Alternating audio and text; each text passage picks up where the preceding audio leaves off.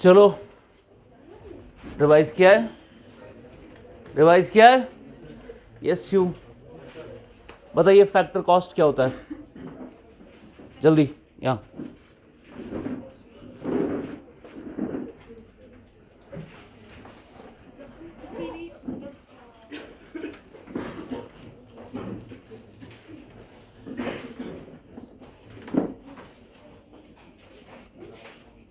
जल्दी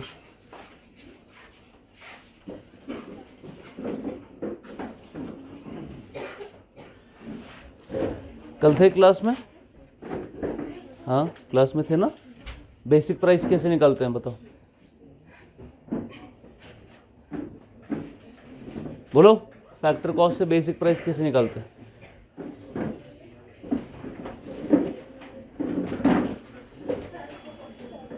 I forgot the formula. Okay. Current prices क्या होते हैं? उसमें कोई फॉर्मूला नहीं है।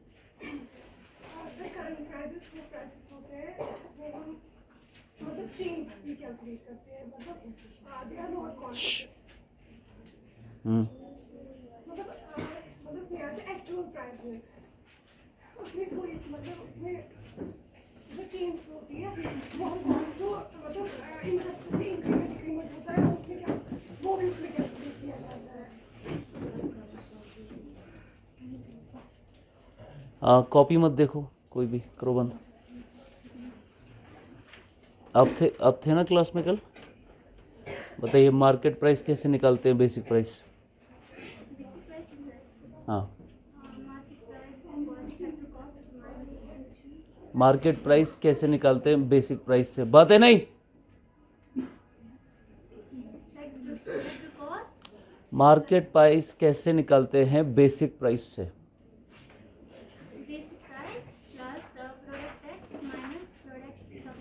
शाबाश, अब थे ना क्लास में? चलो बताओ what are constant prices?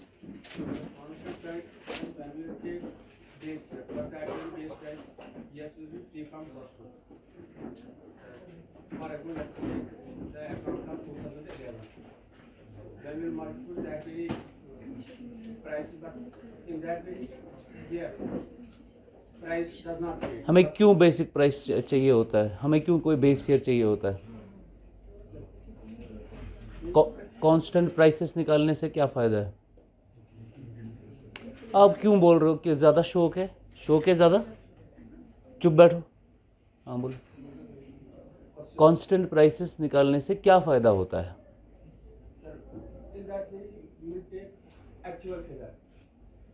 Actual figure of what?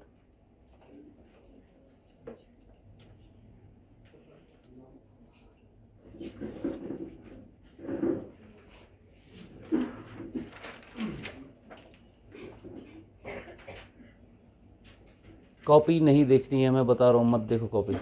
मैं सीट पे खड़ा करूँगा ना हैंड्स अप करके। Yes, what's your name? Blue, what's your name? Nazia. Nazia बताओ कांस्टेंट प्राइसेस निकालने से क्या फ़ायदा होता है? कांस्टेंट प्राइस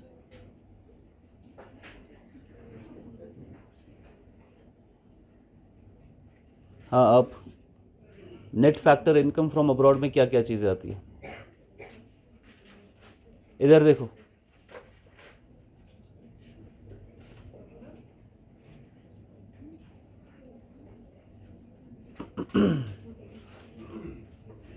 शाबाश शाबाश शाबाश।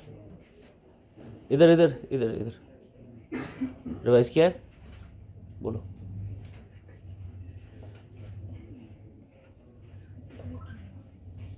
इधर मेरी तरफ देखो। कल क्लास में थे आप? Net factor income from abroad में क्या होता है?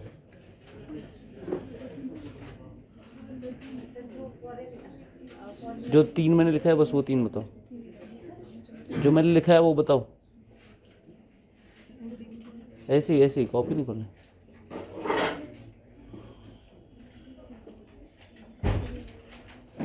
रिवाइज किया है? बोलो। बंद करो, मैंने कहा ना बंद करो, करो बंद। आपको याद है?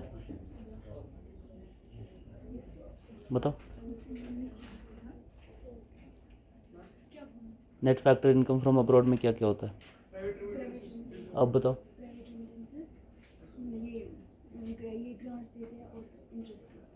Very good. चलो ज़रा आप मास्क लगा के जो है, जीएनपी क्या होता है?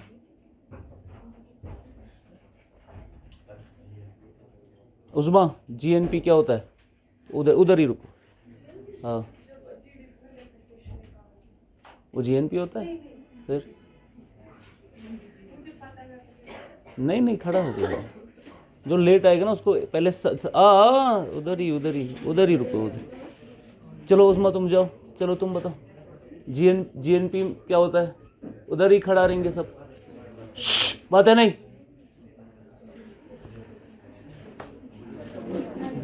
आपको क्या बात है? मैं बोल रहा हूँ ना, बातें मत करो, बोलो।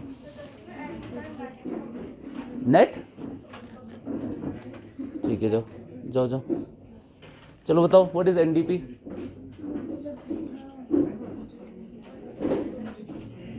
रिवाइज किया है? रिवाइज किया है? नहीं किया है? चलो जाओ। आपने किया है? नहीं किया?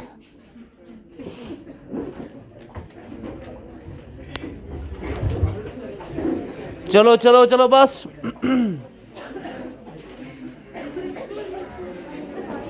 ओ क्या भाई, बातें मत करो, क्या बच्चे हो आप लोग?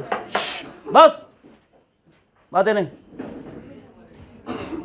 आज हमारा टॉपिक है मेथड्स ऑफ जीडीपी कैलकुलेशन।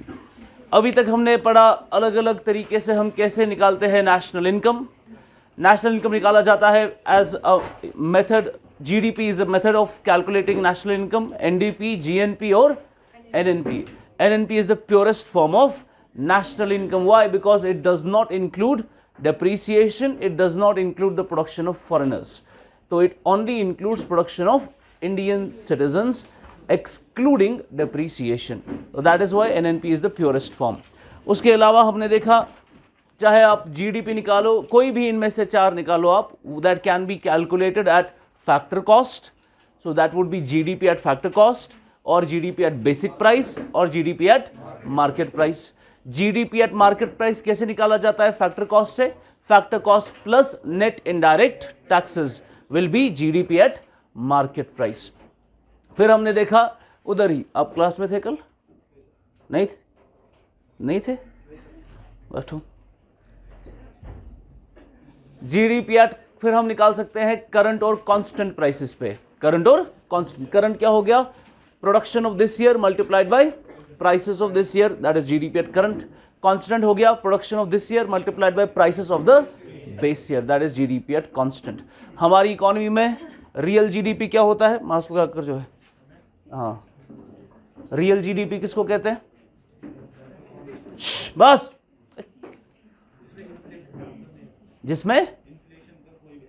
जिसमें इन्फ्लेशन हमने एडजस्ट की होती है, that is GDP at constant is your real GDP. और nominal GDP GDP at current.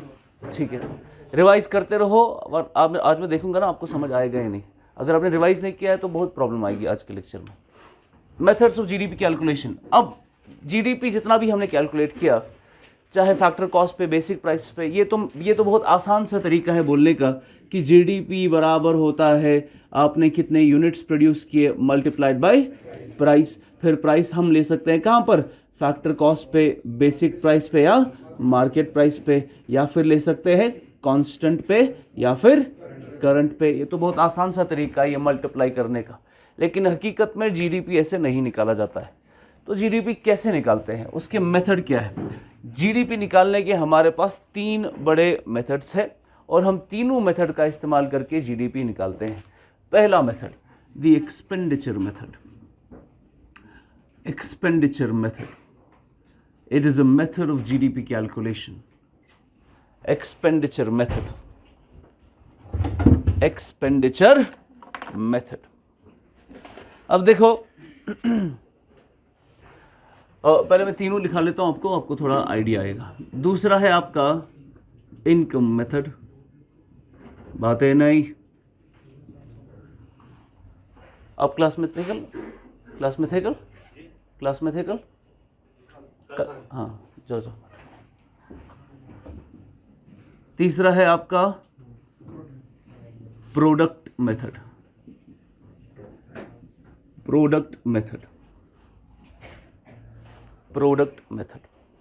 Product method को हम वैल्यू एडेड मेथड भी कहते हैं, वैल्यू एडेड मेथड, या इसको हम आउटपुट मेथड भी कहते हैं, output method. Be very attentive please, बातें नहीं, साइड टॉक्स नहीं, कोई भी सवाल है मुझसे पूछो।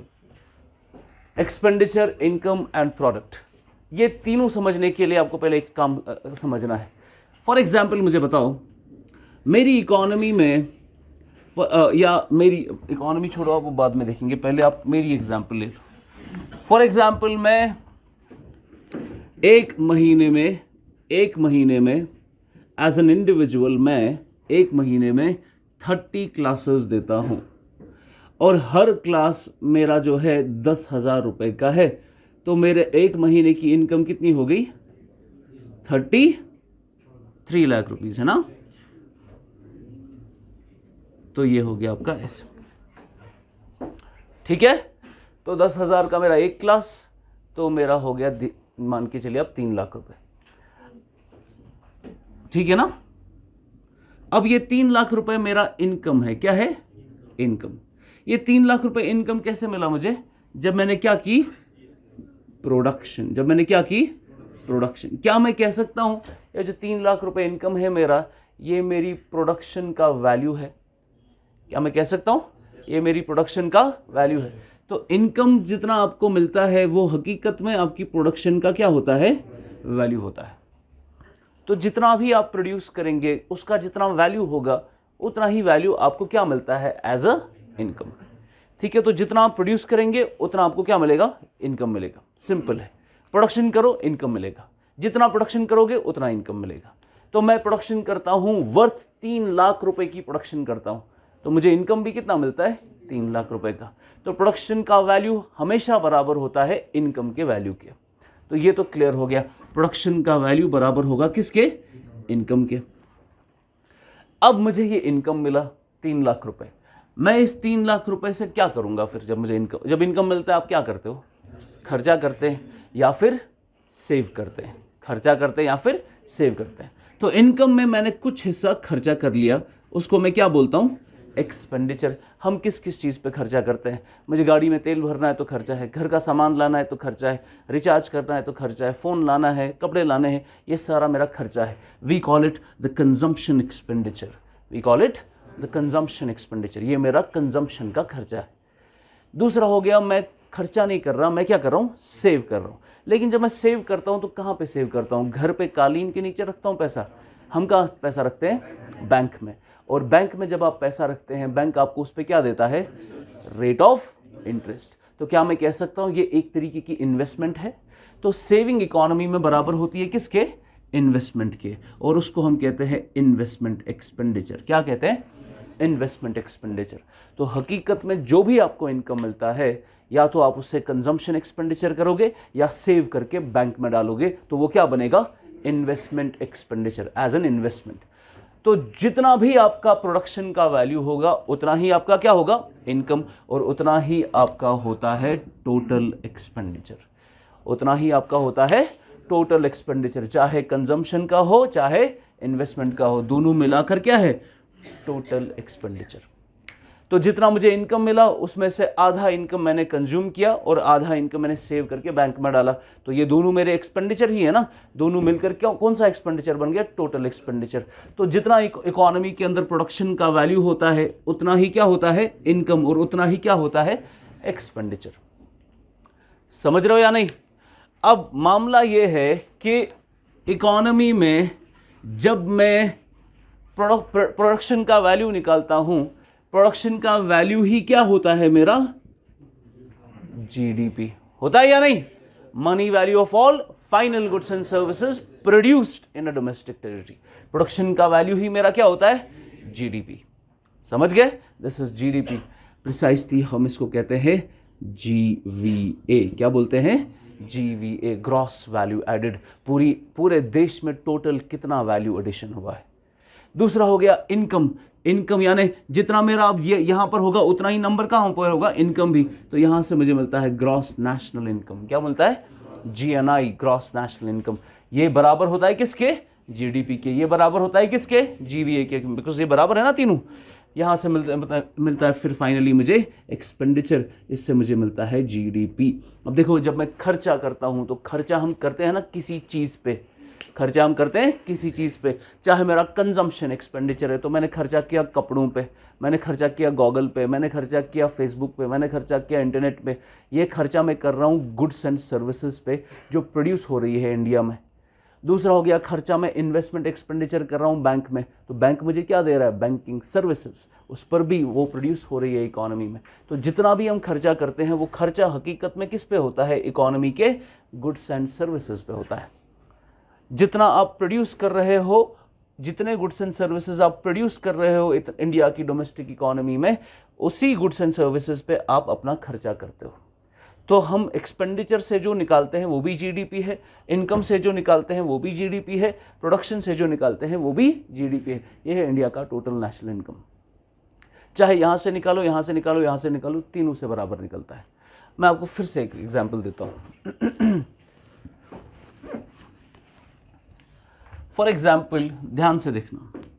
फॉर एग्जाम्पल यहाँ पर हम रखते हैं एजेंट, ये है फार्मर, ये है baker, and this is hotel.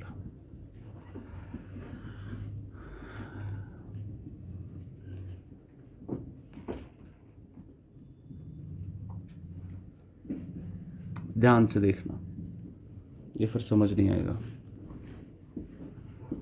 कुछ नहीं लिखना, मैं टाइम दूंगा, ये बाद में लिखना है फिर से। ये फार्मर है। फॉर एग्जाम्पल हम इमेजिन करते हैं कि हिंदुस्तान की इकोनॉमी में सिर्फ यही 3 एजेंट्स है। क्या है? सिर्फ यही 3, और कोई भी नहीं है, सिर्फ ये 3 प्रोड्यूस कर रहे हैं। इट्स अ सिंपलिस्टिक एग्जाम्पल, ठीक है। फार्मर को, for example farmer flower produce कर रहा है, आटा प्रोड्यूस कर रहा है। तो आटा प्रोड्यूस करने के लिए उसका खुद का ज़मीन है, उसके खुद के सीड्स है, उसका खुद का लेबर है, तो उसको कुछ खर्चा नहीं करना है, कहीं से बाहर से कुछ खरीदना नहीं है। तो हम कहेंगे कि फार्मर का इनपुट कॉस्ट कितना है? 0। 2 सेकंड के लिए मान लो फार्मर का इनपुट कॉस्ट 0 है। तो फार्मर का इनपुट कॉस्ट 0 है। 0 के बाद उसने मेहनत की, उसने आटा प्रोड्यूस किया और उसने उसको बेचा कितने रुपए में? 100 रुपये में। तो फार्मर ने कितना वैल्यू क्रिएट किया? 100 रुपये का। तो ये कैसे निकाला आपने? आउटपुट माइनस इनपुट, तो आपको क्या मिला? 100 रुपये का वैल्यू एडिशन। तो फार्मर का वैल्यू एडिशन इकोनॉमी में कितना है? 100 रुपये का। ये 100 रुपये का उसने आटा बेचा, किसको बेचा? बेकर को। तो बेकर खरीदता है ये 100 रुपये में, 100 रुपये में इसका क्या बन गया? Input cost.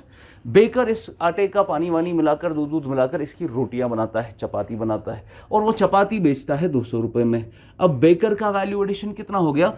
200 minus 100, output cost minus input cost, that is your value addition of 100। Value addition of 100। Hotel वाला 200 रुपये में ये चपाती खरीदेगा, उस पर पैकिंग वैकिंग करके लेबल वेबल लगाकर वो उसको रेस्टोरेंट में कितने पे सर्व करेगा? 300 रुपये पे। तो होटल का वैल्यू एडिशन कितना हो गया? 100 रुपये का। ठीक है, अब मुझे बताओ फार्मर कितने पैसे कमाएगा? फार्मर ने कितना वैल्यू क्रिएट किया? 100 रुपये का। वो 100 ही रुपये कमाएगा ना। तो फार्मर का टोटल इनकम कितना है? अब यहां से इनकम देखो, तो फार्मर का इनकम कितना है? 100 रुपये का, बिकॉज जितना उसने वैल्यू क्रिएट किया उतना ही उसको इनकम मिलेगा। बेकर ने कितना वैल्यू क्रिएट किया? 100 रुपये का, उसका भी इनकम क्या हो गया? 100 रुपये। होटल वाले ने कितना वैल्यू क्रिएट किया? 100 रुपये का, उसका भी इनकम कितना हो गया? 100 रुपये का। अब आप देखो टोटल इकोनॉमी में टोटल कितना वैल्यू एडिशन हुआ है। तो टोटल वैल्यू एडिशन हुआ है 100 + 100 + 100, कितना हो गया? 300। ये 300 क्या है मेरा? Gross value added, GVA। Total कितना वैल्यू एडिशन हुआ इकोनॉमी में? Gross value added across sectors. ये पहला सेक्टर, ये दूसरा सेक्टर, ये तीसरा सेक्टर। पहले सेक्टर ने 100, दूसरे सेक्टर ने 100, तीसरे सेक्टर ने 100। सब सेक्टर्स का वैल्यू एडिशन करो, आपको क्या मिलेगा? GVA, gross value added. ये हमारा इनकम है। यहाँ से आपने फार्मर का इनकम ऐड करना है, यहाँ से इसका इनकम ऐड करना है, इसका इनकम ऐड करना है। तीनों का इनकम ऐड करेंगे, हमें क्या मिल रहा है? 300 रुपये। ये क्या बन गया मेरा? GNI, gross national income. क्या बन गया? Gross national income. तो यहाँ से मैं निकाल रहा हूँ वैल्यू एडिशन से GVA, वो 300 है। यहाँ से निकाल रहा हूँ इनकम मेथड से 100 + 100 + 100 GNI, ग्रॉस नेशनल इनकम, ये भी 300 रुपये है। अब मुझे बताओ, अब हम निकालेंगे एक्सपेंडिचर मेथड से। मुझे बताओ लास्ट पे जो कंज्यूमर है, जो इसको फाइनल कंजम्पशन के लिए इस्तेमाल करेगा, इसमें फाइनल गुड कौन सा है? फार्मर का, बेकर का, या होटल वाले का? होटल वाले का कौन सा है? Final good. और GDP में क्या देखते हैं हम? Money value of all final goods and services. आपको होटल का फाइनल गुड देखना है। फाइनल गुड ये है या ये वाला है ना फाइनल गुड, तो ये हो गया फाइनल गुड। तो money value of final good कितना है? 300 रुपए का। ये क्या बन गया मेरा? GDP। जब कंज्यूमर खर्चा करेगा उसको कितना पैसा देना है खरीदने के लिए? 300 रुपए। तो GDP कितना बन गया? 300 रुपए। तो एक्सपेंडिचर मेथड से 300 रुपए, वैल्यू एडेड मेथड से 300 रुपए, इनकम मेथड से 300 रुपए। यही है आपका नेशनल इनकम। तीनों मेथड से जब भी आप निकालते हैं आपको सेम वैल्यू मिलता है। समझ गए? ये एग्जाम्पल से समझ आ? यही है मामला कि जब भी आपको देश का नेशनल इनकम निकालना होता है, आप यहाँ से निकालो, आप यहाँ से निकालो, या यहाँ से निकालो। आप एक्सपेंडिचर मेथड से निकालो कि कितने लोग टोटल एक्सपेंडिचर कर रहे हैं गुड्स एंड सर्विसेज पे। आप वैल्यू एडिशन से निकालो कि हर सेक्टर में कितना वैल्यू एडिशन हो रहा है, या फिर आप इनकम मेथड से निकालो कि इकोनॉमी में सबका टोटल इनकम कितना है। आपको तीनों चीज़ों से क्या मिलता है? GDP, gross domestic product. समझा? नहीं आया समझ? आ गया समझ? अब हम, ये तो बहुत सिंपलिस्टिक एग्जाम्पल है, जिसको बनाना है वो पहले बनाओ। ये मैं क्यों बता रहा हूं आपको? मैं सिर्फ इसलिए बता रहा हूं कि इनकम मेथड से, इनकम मेथड से जो आप निकालोगे वो बराबर होना चाहिए एक्सपेंडिचर मेथड से, वो बराबर होना चाहिए वैल्यू एडेड मेथड से। ठीक है ना? तो ये तीनों बराबर होते हैं इकोनॉमी में।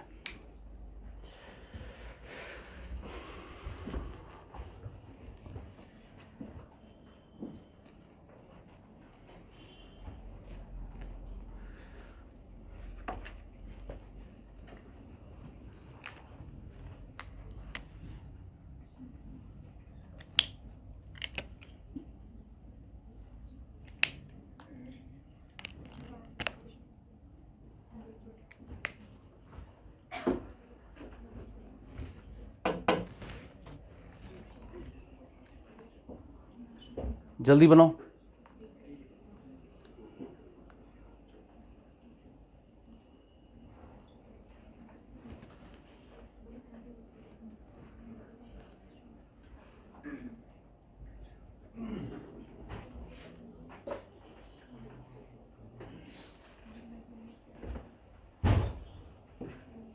बन गया? जल्दी जल्दी।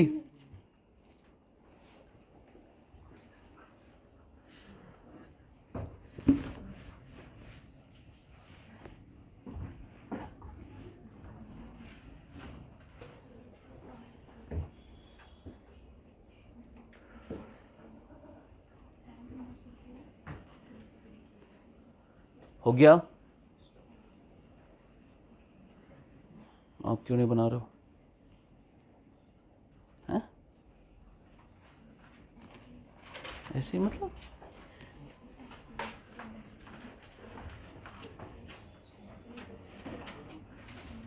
रब करूं?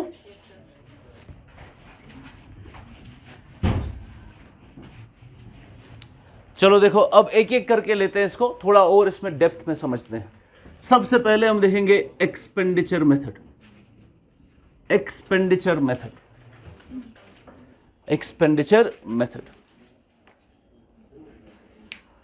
What is expenditure method? Expenditure method simply हो गया कि एक्सपेंडिचर मेथड हो गया कि इकोनॉमी में अगर आपको देखना है कि टोटल इकोनॉमी में हमने कितनी प्रोडक्शन की है, आप देख सकते हो कि टोटल वैल्यू कितना है प्रोडक्शन का, या आप देख सकते हो कि टोटल इनकम कितना है, या आप देख सकते हो कि टोटल एक्सपेंडिचर कितना है, लोगों ने कितना खर्चा किया है।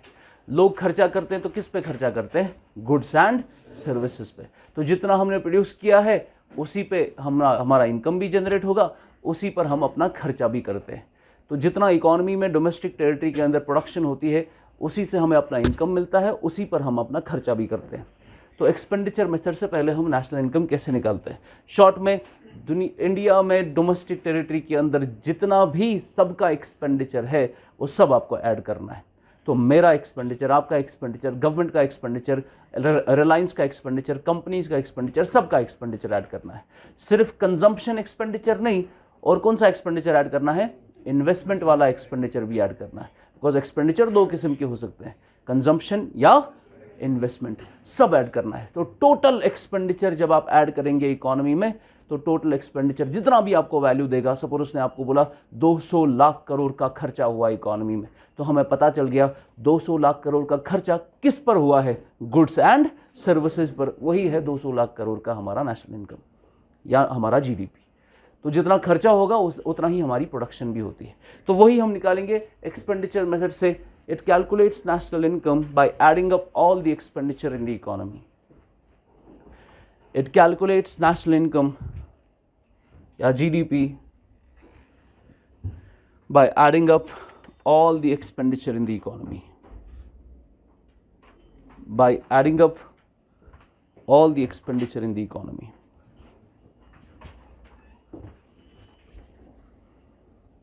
On goods and services.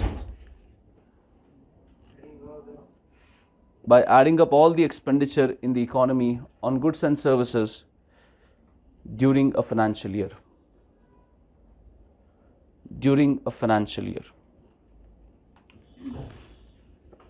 During a financial year. शाबाश। Now let's find out कि अच्छा, जब हम खर्चा करते हैं, हमारी पिछली वाली एग्जाम्पल में जो आपने बनाई, उस पे हम आखिर पे खर्चा किस पे करते हैं? फाइनल गुड पे देखना है आपको। तो फाइनल गुड कौन सा वाला है? होटल वाला 300 रुपये का। तो वो कौन सा प्राइस होगा वहाँ पर? फैक्ट्री कॉस्ट का बेसिक प्राइस क्या? Market price. Market price. तो एक्सपेंडिचर मेथड से जो हमें जीडीपी मिलता है वो कौन सा जीडीपी होगा फिर? GDP at market price. समझ आया ये पॉइंट?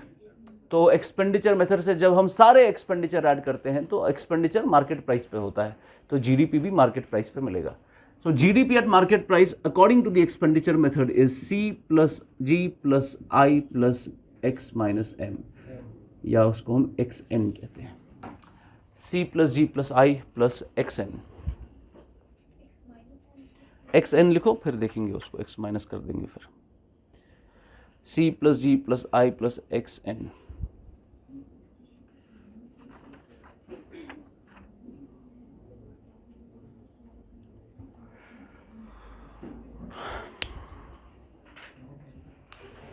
अब ये क्या है? ये है हमारी इकोनॉमी में टोटल एक्सपेंडिचर। टोटल एक्सपेंडिचर, इसके बाहर आप कितना भी सोचोगे ना, इसके बाहर कोई भी खर्चा नहीं होगा इकोनॉमी में। सारा खर्चा जो इकोनॉमी में हुआ है वो इस फॉर्मूला में अंदर कहीं ना कहीं फिट हो जाएगा। अब हम देखेंगे पहले एक एक करके। सी क्या है? सी को हम कहते हैं consumption. Consumption of final goods and services. Consumption of final goods and services. Consumption of final goods and services. तो आप कंजम्पशन कंज्यूम कर रहे हो फाइनल गुड्स एंड सर्विसेज, यानी ये कौन सा एक्सपेंडिचर है? कंजम्पशन एक्सपेंडिचर है। तो सी का एक और नाम दिया गया है private final consumption expenditure. Private final consumption expenditure. Private final consumption expenditure. इसको हम PFCE भी कहते हैं। जब आप अगर CSO की मेथोडोलॉजी देखोगे वहां पर ये सब नहीं लिखा होता है, वहां पर सिर्फ ऐसे लिखा होगा PFCE, private final consumption expenditure. जैसे आप कोई गाड़ी खरीद रहे हो, कोई मोबाइल खरीद रहे हो, कुछ भी ऐसा जिसको आप कंज्यूम कर रहे हो, कपड़े खरीद रहे हो, ये सारा इसमें आता है। लेकिन ये ध्यान में रखना है आपको, सी में कंजम्पशन एक्सपेंडिचर है किस पे? फाइनल गुड्स एंड सर्विसेज पे। लेकिन किसका? प्राइवेट इंडिविजुअल्स का, प्राइवेट का, गवर्नमेंट का नहीं। बिकॉज गवर्नमेंट का भी कंजम्पशन एक्सपेंडिचर होता है। सपोज गवर्नमेंट को चाहिए, गवर्नमेंट आपको जॉब देगी कल को, और गवर्नमेंट को हर महीने आप पे क्या देनी है? आपको सैलरी। तो हर महीने वो आपको सैलरी क्यों दे रही है? बिकॉज हर महीने आप गवर्नमेंट को अपनी सर्विस देते हो, तो आप सर्विस देते हो गवर्नमेंट को हर महीने, जिस पर गवर्नमेंट आपको खर्चा करती है अपनी सैलरीज देकर, ठीक है ना। तो हर महीने गवर्नमेंट आप पर खर्चा करेगी, आपको सैलरी देगी। क्यों? क्योंकि गवर्नमेंट ने आपकी सर्विस ली है उस महीने, समझ गए आप। तो जैसे गवर्नमेंट का भी कंजम्पशन एक्सपेंडिचर होता है वो अलग से जी में आएगा, लेकिन यहां पर हम सिर्फ किसका कंजम्पशन एक्सपेंडिचर देख रहे हैं? प्राइवेट का। उसके बाद देखेंगे हम जी। अच्छा एक सेकेंड, इधर एक पॉइंट मैं कंजम्पशन एक्सपेंडिचर कर रहा हूं, मैं खरीद रहा हूं, मैंने गाड़ी खरीदी, मोबाइल खरीदा, कार खरीदी, क्लोथ्स खरीदे, ये सारा मेरा कंजम्पशन एक्सपेंडिचर। इसमें नोशनल रेंट भी आता है। नोशनल रेंट पता है किसी को? नोशनल रेंट, ऐसे फॉर एग्जांपल अगर ये मेरी जगह है और ये मेरी खुद की प्रॉपर्टी है, क्या मैं इस पर रेंट दूंगा किसी को? नहीं दूंगा रेंट किसी को। ये मेरी खुद की प्रॉपर्टी है, मैंने, आप जो जिस जगह पर बैठे हो ये हमारी खुद की प्रॉपर्टी है, तो हमें किसी को रेंट देनी है? नहीं। लेकिन हम अगर अज्यूम करेंगे कि हमें इतनी रेंट देनी पड़ती, उसको हम नोशनल रेंट कहते हैं। क्या बोलते हैं? Notional rent. वो भी इसमें ऐड होता है, तो वो छोड़ो आप, वो ज़रूरी नहीं। अब देखो private final consumption expenditure. For example अब मैंने एक गाड़ी खरीदी, कार। ये कार क्या है? मेरा कंजम्पशन एक्सपेंडिचर है, और मेरा कंजम्पशन एक्सपेंडिचर है एज अ प्राइवेट इंडिविजुअल। गाड़ी जो है ये 2011 मॉडल की गाड़ी है, और ये गाड़ी है स्कॉर्पियो, और स्कॉर्पियो जो मैंने खरीदी 5 लाख रुपए की खरीदी। क्या खरीदी? 5 लाख रुपए की खरीदी। तो 5 लाख रुपए का एक्सपेंडिचर हुआ ना इकोनॉमी में, हुआ ना 5 लाख रुपए का एक्सपेंडिचर। क्या ये 5 लाख रुपए जीडीपी का हिस्सा है ना? नहीं है, ये जीडीपी का हिस्सा नहीं है, बिकॉज आप एक चीज भूल गए, कंजम्पशन एक्सपेंडिचर होना चाहिए किस पर? उन गुड्स एंड सर्विसेज पर जो इस फाइनेंशियल ईयर में प्रोड्यूस हुए, जो इस फाइनेंशियल ईयर में प्रोड्यूस हुए। जीडीपी क्या है? Money value of all final goods and services produced in this financial year. ऐसा नहीं कि पिछले 5 साल पहले कुछ प्रोड्यूस हुआ है और आज आप उस पर खर्चा कर रहे हो। अगर आप सेकेंड हैंड गुड्स पे खर्चा कर रहे हो आज, वो हमारे जीडीपी का हिस्सा नहीं होता है। पूरा इंडिया का सेकेंड हैंड मार्केट, उस पर जितना खर्चा होता है इट इज आउटसाइड जीडीपी, ये जीडीपी का हिस्सा नहीं होता है। जीडीपी का हिस्सा सिर्फ वो खर्चा होगा उन गुड्स एंड सर्विसेज पे जो इस साल प्रोड्यूस हुए, ना कि जो पिछले साल प्रोड्यूस हुए थे। अब इमेजिन करो आप, 2011 की गाड़ी है ना ये, 2011 में जब ये मॉडल बाहर निकली थी तो किसी ने ये 2011 में खरीदी थी, उसने इस पर खर्चा किया था। 10 लाख रुपए की गाड़ी निकलती है 2011 के जीडीपी में, क्या ये 10 लाख रुपए जीडीपी का हिस्सा होगा? बिल्कुल होगा, बिकॉज प्रोड्यूस कब हुआ था? 2011 में। फिर ये 2022 में फिर से बेची जा रही है। अब अगर 2022 में मैं इस पे 5 लाख का और खर्चा करूंगा, ये जीडीपी का हिस्सा नहीं होगा, क्योंकि अगर ये होगा तो डबल काउंटिंग हो जाएगी। प्रोडक्शन यहां पर भी हो रही है और वही प्रोडक्शन बार बार बेची जा रही है, तो इससे डबल काउंटिंग होगी। हमें जीडीपी में प्रोडक्शन निकालनी है, हकीकत में क्या निकालनी है? कितनी नई प्रोडक्शन हुई है एक फाइनेंशियल ईयर में, फ्रॉम 1 अप्रैल टू 31 मार्च। तो अगर आपने फिर से इसको इधर ऐड किया, इसका ये आपको गलत पिक्चर दे सकता है इकोनॉमी का, तो हम इसको यहां पर ऐड नहीं करेंगे। क्यों? क्योंकि ऑलरेडी जब प्रोड्यूस हुआ था उस साल ऐड हो चुका है, तो बार बार इसको ऐड करने की जरूरत नहीं। तो जितनी भी बार आप सेकेंड हैंड गुड्स को बेचोगे उस पर जितना आपका खर्चा होगा, that is not part of GDP. समझ गया आप? That is not part of GDP. ऐसे ही फॉर एग्जाम्पल स्टॉक मार्केट पता ही होगा आपको, स्टॉक्स। फॉर एग्जाम्पल आप बॉम्बे स्टॉक एक्सचेंज पे गए या नेशनल स्टॉक एक्सचेंज पे गए। बॉम्बे स्टॉक एक्सचेंज या नेशनल स्टॉक एक्सचेंज में आपने रिलायंस के शेयर्स खरीदे। क्या खरीदे? रिलायंस के शेयर्स खरीदे। तो क्योंकि एनएससी पर आपका जो है लिस्टेड है, रिलायंस लिस्टेड है यहाँ, तो रिलायंस के शेयर आप खरीदने गए और आपने खरीदा। और क्योंकि आपको पता है कि एनएससी पर हो या बॉम्बे स्टॉक एक्सचेंज पे हो या किसी भी स्टॉक एक्सचेंज पे जाएंगे आप डायरेक्टली ट्रेड नहीं कर सकते वहाँ पर।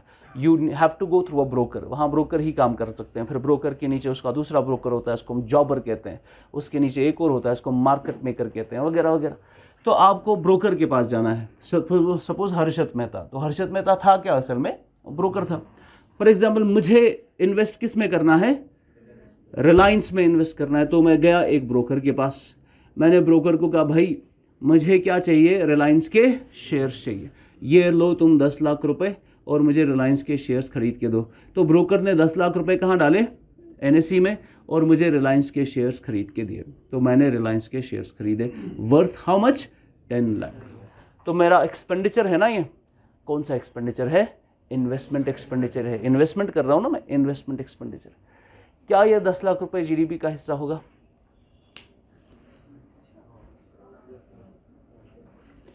Use your brains.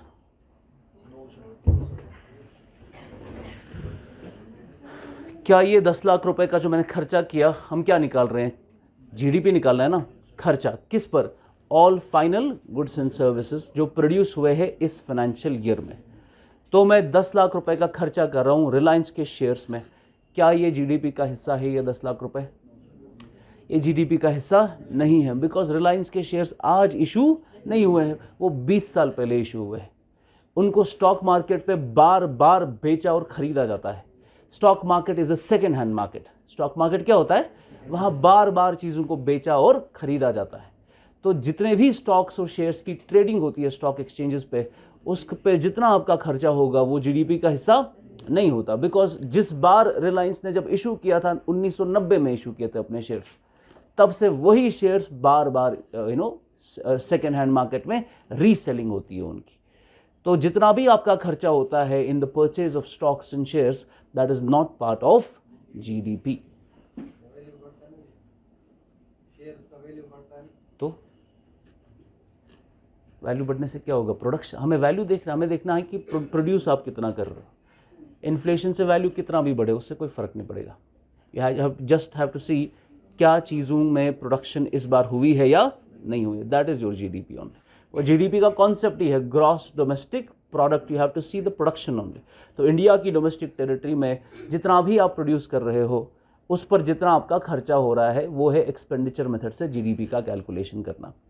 तो खर्चा अगर आप कर रहे हो पुराने गुड्स एंड सर्विसेज पे, वो जीडीपी का हिस्सा नहीं होता है। तो एंटायर आपके trading in stocks and all that, जितना भी उस पर खर्चा होगा, it is not part of GDP. लेकिन यहाँ पर एक कैच है। कैच ये है कि आप 10 लाख रुपए ब्रोकर को दे रहे हो और ब्रोकर उस 10 लाख रुपए को रिलायंस के पुराने शेयर्स खरीद रहा है और वो आपको दे रहा है। लेकिन यहाँ पर ब्रोकर को भी तो कुछ कमीशन देना पड़ेगा ना। तो ब्रोकर को आपने 10,000 रुपये का कमीशन दे दिया। ये ब्रोकर 10,000 रुपये कमीशन कमा रहा है, आपका खर्चा है ना ये। क्या ये 10,000 रुपये जीडीपी का हिस्सा है? बिल्कुल है। वाई? बिकॉज ब्रोकर आज आपको सर्विस दे रहा है। ब्रोकर क्या दे रहा है? आज आपको ब्रोकरेज की सर्विस दे रहा है, ये नई सर्विस वो दे रहा है। तो ब्रोकर को जितना कमीशन जाता है that is part of GDP, पर जो स्टॉक्स में जाएगा that is not part of GDP. समझा? लिखेंगे GDP ignores GDP ignores the purchase of और the expenditure on the purchase of और the expenditure on the purchase of or the expenditure on second hand goods.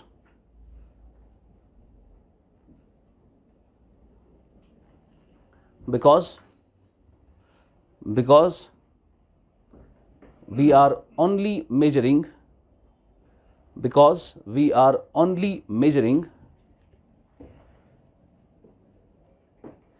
expenditure on goods and services made in this financial year.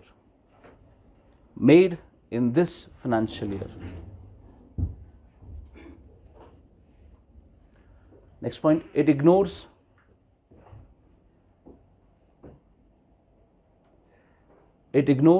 all such transactions. It ignores all such transactions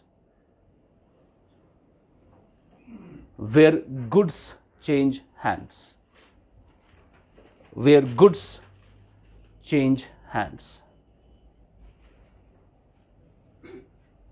That is in which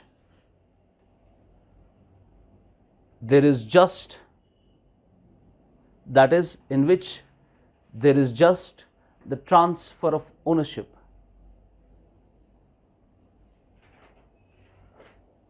in which there is just the transfer of ownership and not the production of new goods and services, and not the production of new goods and services.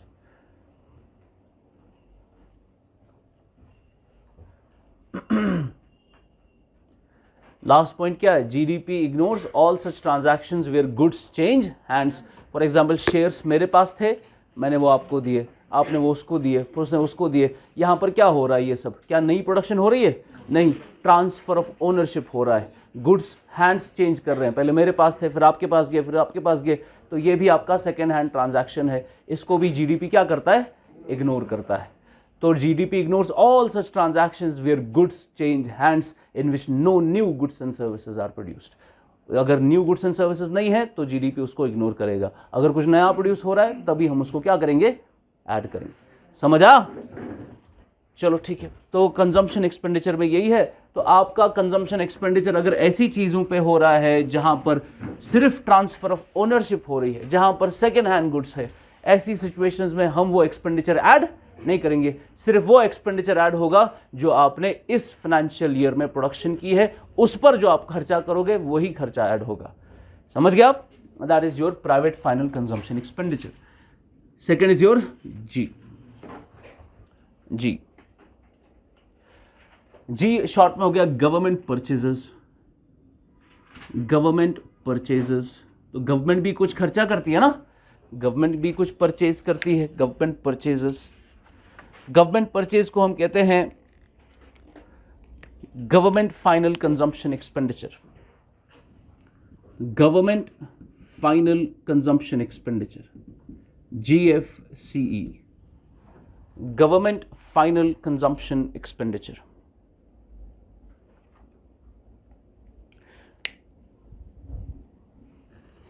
For example government salaries देती है, salaries में government खर्चा करती है, वो government का खर्चा है ना.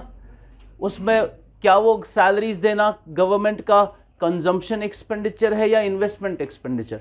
वो कंजम्पशन एक्सपेंडिचर है. व्हाई? बिकॉज वो हर महीने कंज्यूम करती है अपने एम्प्लॉयज़ की सर्विसेज. उस सर्विसेज के कंजम्पशन पर गवर्नमेंट आपको सैलरी देती है. तो सैलरी देना क्या है? गवर्नमेंट का फाइनल कंजम्पशन एक्सपेंडिचर. ऐसे ही गवर्नमेंट को कुछ कंप्यूटर खरीदने हैं, वो कंप्यूटर खरीदना गवर्नमेंट का फाइनल कंजम्पशन एक्सपेंडिचर है. गवर्नमेंट ऐसी कोई चीज़ें खरीदती रहती है तो वो जितना भी उनका खर्चा होगा उस पर, वो सब गवर्नमेंट का फाइनल कंजम्पशन एक्सपेंडिचर है. अच्छा मुझे बताओ, क्या गवर्नमेंट का एक और ऐसा खर्चा होता है? फॉर एग्जांपल जो नए बच्चे हैं सिर्फ वो बताएंगे. गवर्नमेंट खर्चा करती है, सपोज आपके पापा को पेंशन देती है, तो ये गवर्नमेंट का खर्चा है ना, ये गवर्नमेंट का भी एक्सपेंडिचर है. तो क्या ये एक्सपेंडिचर जो गवर्नमेंट का पेंशन वाला एक्सपेंडिचर है, क्या ये जीडीपी का हिस्सा होना चाहिए? क्यों नहीं? हाँ ठीक बोला था, इधर से कोई बोल रही थी. जब पे रहते हैं तो उसी टाइम जब वो मंथली पे करते हैं उनको, तो उसी में से ये काटा जाता है. तो ये तभी उसी फाइनेंशियल ईयर में काउंट होता है और इसके लिए सर्विस भी नहीं देते. Very good. तो जब आप खर्चा करते हो पेंशन देने का, क्या उस वक्त आप कुछ लेते हो उनसे? क्या कुछ प्रोडक्शन होती है आपके पापा से? वो तो दादा वादा सटक गए हैं, वो तो आप कुछ खास कर नहीं पाते. तो वो 80 साल की उम्र में पेंशन लेते रहते हैं लेकिन कुछ प्रोड्यूस नहीं करते. तो उनका ऐसा जितना भी खर्चा होगा गवर्नमेंट का, जिसके बदले में गवर्नमेंट कुछ ले नहीं रही, वो सारा गवर्नमेंट में इंक्लूड, जीडीपी में इंक्लूड नहीं होता. तो इनको हम कहते हैं ट्रांसफर पेमेंट्स. क्या कहते हैं? Transfer payment. सब्सिडी देना, पेंशन देना, स्कॉलरशिप देना, इसके बदले में गवर्नमेंट कुछ लेती नहीं है, कोई गुड्स एंड सर्विसेज लेती नहीं है, बस ऐसे ही ट्रांसफर पेमेंट करती है. Transfer payments are not included in this particular gross final consumption expenditure. It does not include transfer payments. It does not include expenditure on transfer payments. It does not include expenditure on transfer payments. Clear है?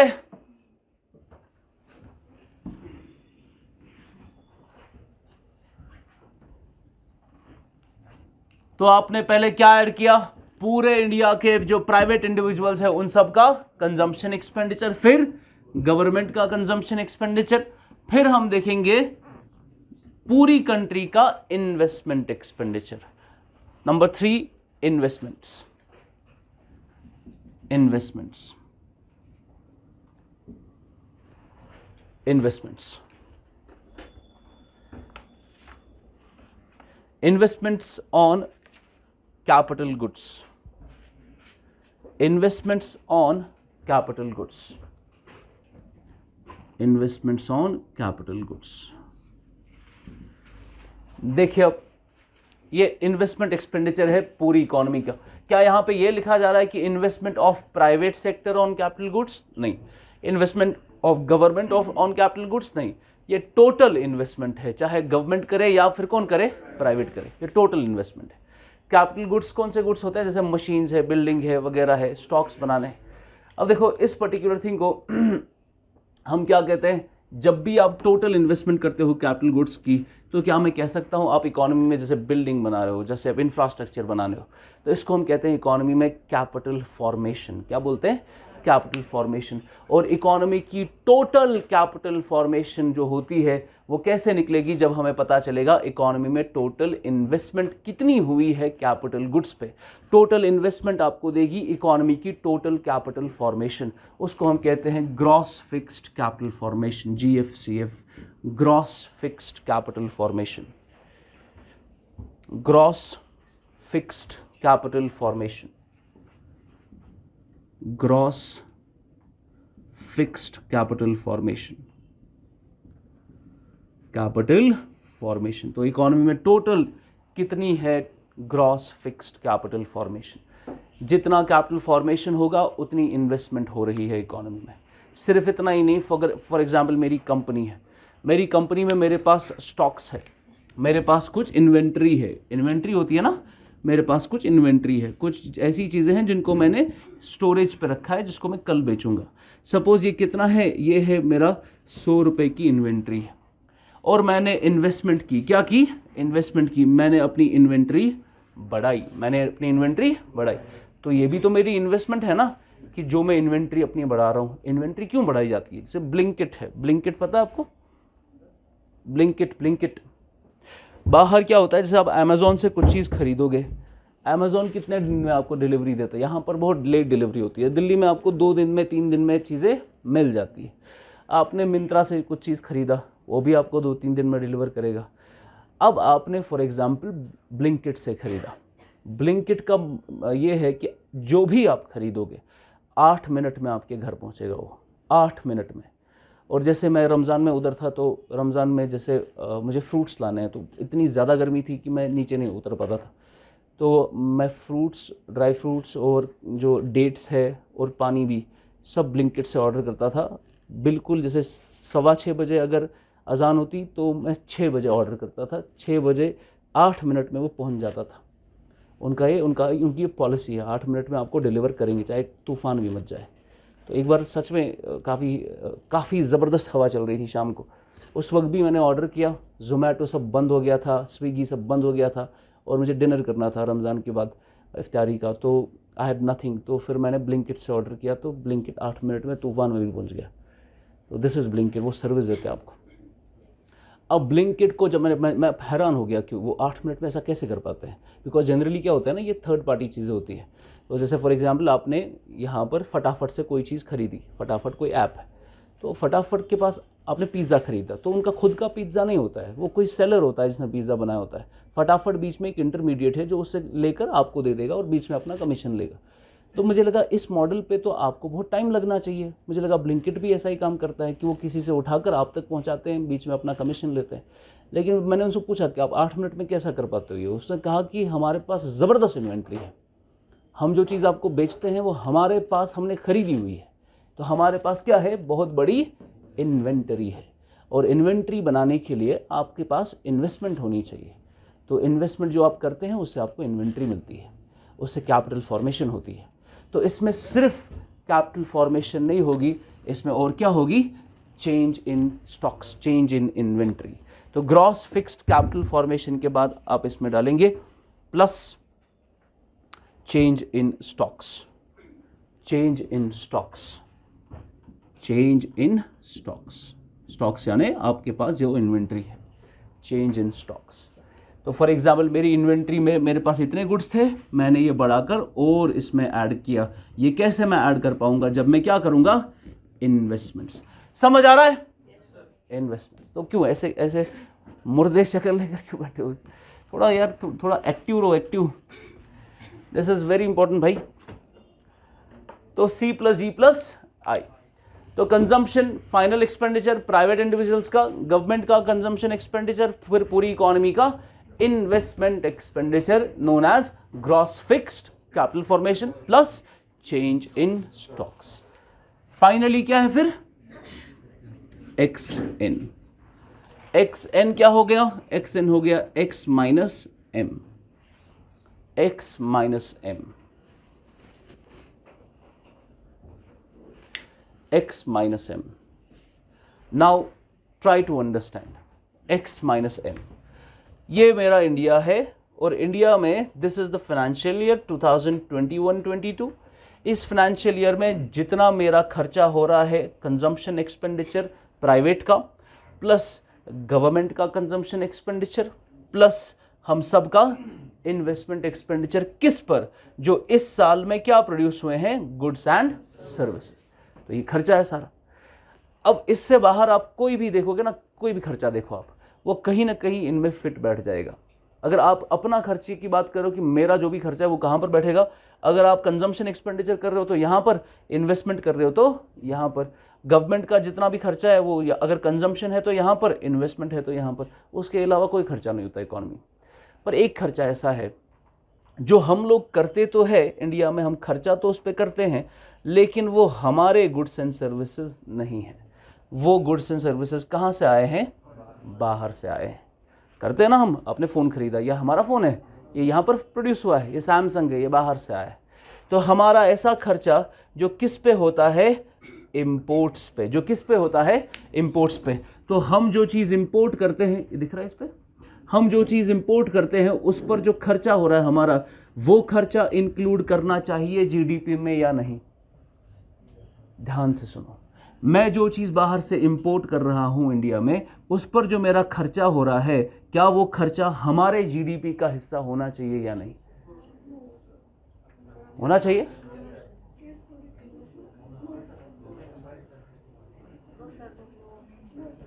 नहीं? What is GDP? Value of all final goods and services produced in the domestic territory. क्या ये हमारी territory में produce हुआ है? नहीं।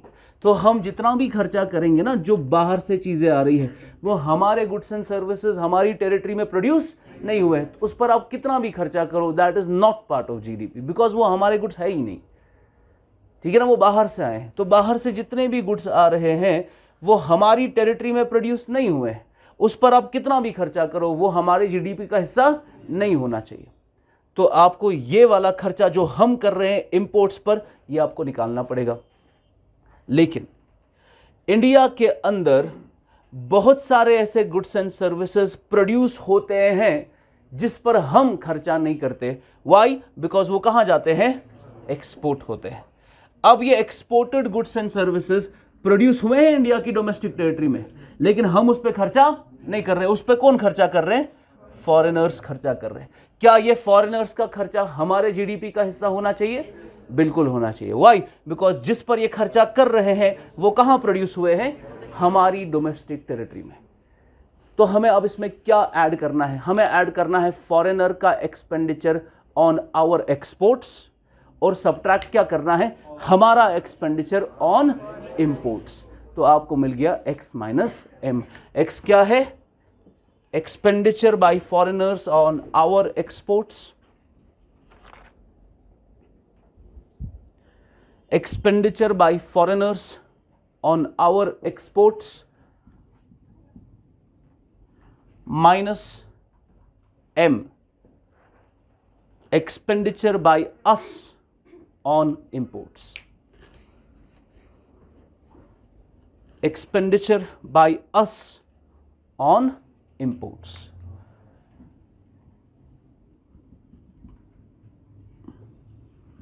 इसको हम कहते हैं शॉर्ट में नेट एक्सपोर्ट्स, इसको हम कहते हैं शॉर्ट में नेट एक्सपोर्ट्स, XN इसी का नाम है, नेट एक्सपोर्ट्स। अब आया समझ? इससे बाहर जरा 2 मिनट के लिए सोचो, अगर आपके दिमाग में कोई एक्सपेंडिचर आएगा जो इस फॉर्मूला से बाहर है, 2 मिनट के लिए सोचो, कोई भी एक्सपेंडिचर जो इस फॉर्मूला से बाहर है। कोई आप ऐसा खर्चा करते हो जो यहां पर यहां पर यहां पर यहां पर नहीं आएगा। ये कॉम्प्रहेंसिव फॉर्मूला है, आपको 100 साल भी लगेंगे उसके बाद भी आप ऐसा एक्सपेंडिचर नहीं ढूंढ पाएंगे जो इस फॉर्मूला से बाहर है। ठीक है, इससे बाहर हम कोई खर्चा नहीं करते हैं। C+G+I+XN is all expenditure of the economy. समझ गए? नाउ ये है हमारा consumption expenditure on our goods and services, government expenditure on our goods and services, investment expenditure on our goods and services, plus foreigners का expenditure on our goods and services minus हमारा expenditure on their goods and services. उसका जो net बनेगा वो net भी add करना है, आपको मिलेगा total expenditure in the economy. और जो टोटल एक्सपेंडिचर होगा वो क्या होगा? GDP eight market price. तो राफिक्री समझ आया? नंबर 2 सेकेंड,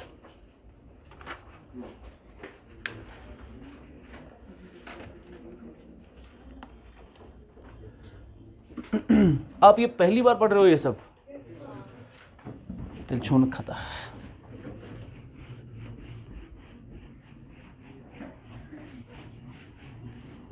देखो, मुझे कंटिन्यूस फीडबैक चाहिए आपसे, फीडबैक इन द सेंस कि आपके जवाब चाहिए मुझे। अगर आप जवाब नहीं दोगे ना, मैं और उसमें डेप्थ में नहीं जा पाऊंगा। इसके बाद मुझे इसी के साथ बेस इफेक्ट उठाना था, लेकिन आपका ये देखकर, रिसेप्शन देखकर मैं थोड़ा उसको डिले कर रहा हूँ, बाद में थोड़ा उठा लेंगे उसको। ठीक है, आई नीड कंटिन्यूस, आप इस चीज़ को रिसीव करो और मुझे कंटिन्यूस फीडबैक में रखो। बताओ।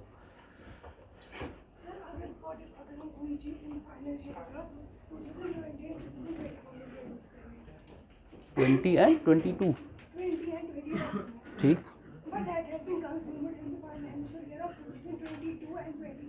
ओके, वो होगी उस साल की इन्वेंट्री, वो इन्वेस्टमेंट एक्सपेंडिचर में इंक्लूड हो जाएगा। अगर आपने उसको नहीं बेचा तो रखा कहाँ? इन्वेंट्री में रखा ना, तो इन्वेंट्री आपकी इन्वेस्टमेंट एक्सपेंडिचर। ऐसे और कुछ कोई सवाल है? हाँ हाँ हाँ, देखिए, आप जो सैलरीज खर्चा करते हैं वो आप उनकी सर्विसेज पे देते हैं, ठीक है ना। इसमें ये कन्फ्यूजन, इसने अच्छा सवाल पूछा, पर ये सवाल एक तरीके से गलत है, पर सवाल अच्छा है। फॉर एग्जांपल, मैं गवर्नमेंट हूँ, मैंने आपको सैलरी दी। क्यों मैं आपको सैलरी दे रहा हूँ? क्योंकि मैं आपसे सर्विस ले रहा हूँ। मैम ने पूछा कि सर आप हमें सैलरी दे रहे हो, फिर हम उसको खर्चा कर रहे हैं उसी सैलरी को, तो ये 2 बार ऐड हो रहा है। एक तो मेरा खर्चा, फिर आपका खर्चा, ये 2 बार ऐड हो रहा है। गवर्नमेंट का खर्चा और आपका खर्चा, ये 2 बार ऐड हो रहा है। ये 2 बार ऐड नहीं हो रहा है, क्योंकि मैं जो आप पर खर्चा कर रहा हूँ वो आपकी सर्विस में ले रहा हूँ। आप जो आगे खर्चा कर रहे हो वो दूसरे गुड्स एंड सर्विसेज है, ठीक है ना। तो असल में आपको प्रोडक्शन देखनी है, आपकी प्रोडक्शन पे आपकी सैलरी, दूसरे की प्रोडक्शन पे उसको इनकम मिलेगा। सो ये डबल काउंटिंग नहीं है, ये प्रोडक्शन है जो आप अलग अलग जगह पर खर्च करते हो। और कुछ? सर, अगर हम इंपोर्ट करते हैं ना कोई हाँ हाँ जी, तो उस पे एक्साइज ड्यूटी लगती है, ठीक, तो वो एक्साइज उस पर कस्टम लगती है, एक्साइज नहीं लगता। हाँ, वो किस में एडजस्ट होगा, किस साइड में? क्योंकि एट द एंड वो कंज्यूमर पे करता है। तो वही है ना, जैसे आपने बाहर से कोई 10 रुपये में चीज़ लाई, उस पर आपने कस्टम लगा लिया 5 रुपये का, तो 15 रुपये की है, और यहाँ पर आपने उस पर 15 का एक्सपेंडिचर किया, तो वही है ना expenditure by us on foreign goods. वही तो आप लेते हैं मार्केट प्राइस का एक्सपेंडिचर, तो उसमें टैक्सेस इंक्लूडेड होते हैं। ये GDP एट मार्केट प्राइस है ना, मार्केट प्राइस पे सारे indirect taxes including custom duty सब इंक्लूडेड होता है। मार्केट प्राइस कैसे निकालते हैं? Factor cost plus production tax minus production subsidy plus product tax minus product subsidy, तो ये मार्केट प्राइस है। इस पे सारे प्रोडक्ट टैक्स, सारे प्रोडक्शन टैक्स, सब कुछ इंक्लूडेड होता है। कस्टम ड्यूटी है, एक्साइज ड्यूटी है, सब आएगा इसमें, because it's at the market price, so you have to include that excise duty, that custom duty according to the market price, उस पर मार्केट प्राइस का खर्चा होगा, वो खर्चा जीडीपी का हिस्सा है। तो जब आप जीडीपी एट मार्केट प्राइस निकालते हैं उस पर टैक्सेस भी इंक्लूडेड होते हैं, जो मैंने कल आपको टेबल में लिखाया था। तो मैंने आपको बोला टैक्स ज़्यादा होने से जीडीपी ज़्यादा होता है जब आप जीडीपी एट मार्केट प्राइस निकालते हैं। तो रहा फिक्र